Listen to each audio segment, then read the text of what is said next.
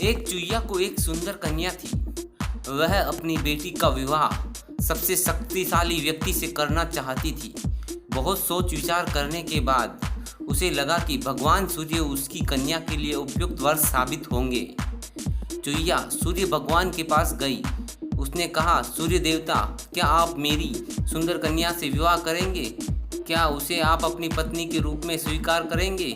सूर्य भगवान ने कहा, चुईया चाची, आपने मुझे अपनी बेटी के योग्य समझा, इसके लिए मैं आपका बहुत आभारी हूँ, पर मैं सबसे शक्तिशाली नहीं हूँ।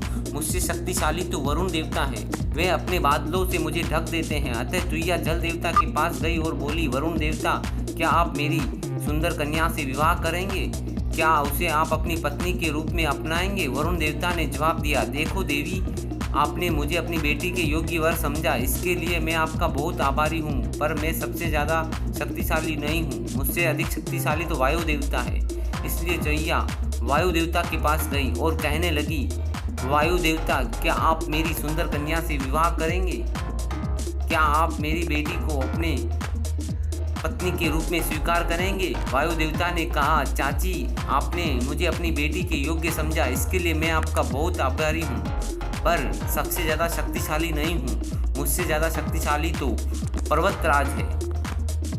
वे मेरे मार्ग में खड़े हो जाते हैं और मुझे रोक देते हैं। मैं चाहे कितनी ही ताकत लगाऊं, पर पर्वतराज अपने रास्ते से मुझे हटा नहीं पाता।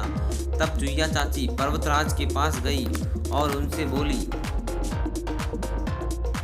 पर्वतराज, क्या आप मेरी सुंदर कन्या से विवाह करेंगे? क्या आप मेरी बेटी को पत्नी के रूप में स्वीकार करेंगे? पर्वतराज ने कहा, चाची, आपने मुझे अपनी बेटी के योग्य समझा, इसके लिए मैं बहुत आपका आभारी हूँ,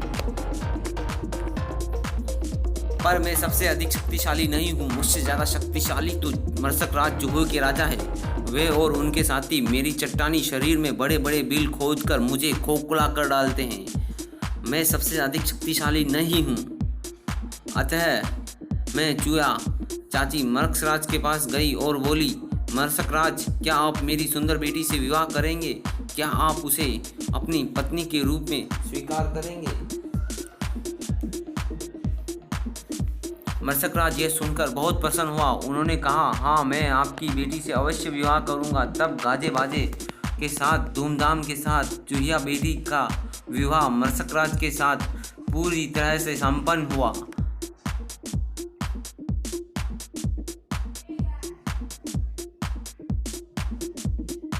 शिक्षा, दूर के ढोल सुहाने लगते हैं। कहानी अच्छी लगी तो शेयर करें।